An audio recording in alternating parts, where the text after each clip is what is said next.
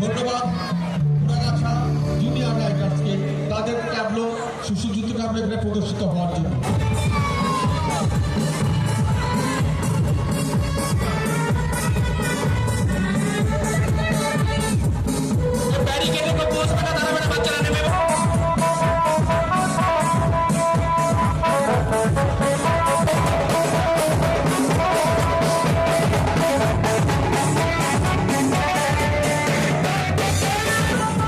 সুসজ্জিত ঘর নিয়ে